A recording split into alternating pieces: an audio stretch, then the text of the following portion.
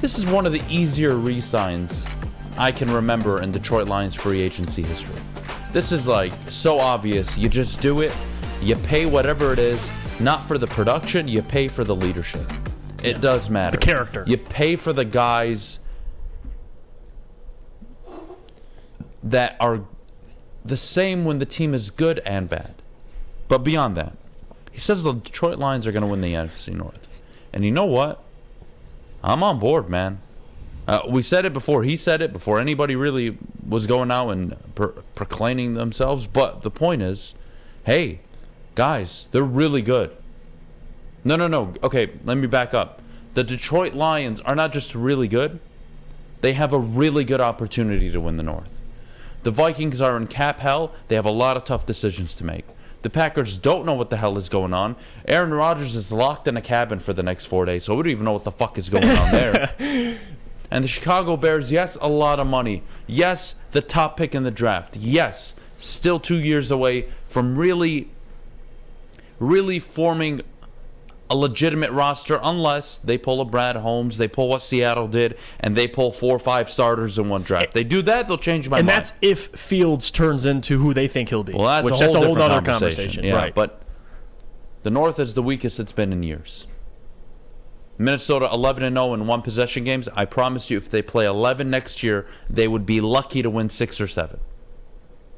They would be lucky, which means they would have a losing record this past season. Think about that. The Lions have an excellent chance. And it's not just because everybody around them is weaker. It's not because the NFC is one of the weakest NFCs we've seen in years. No. That's part of it. But also down the stretch, Jeff, they were 8-2. They played some of the best football in the NFL. They had a top 15 defense down the stretch. The offense is and always has been what you expected it to be. They should believe they can win the North. Mm-hmm. It is the damn minimum expectation next year.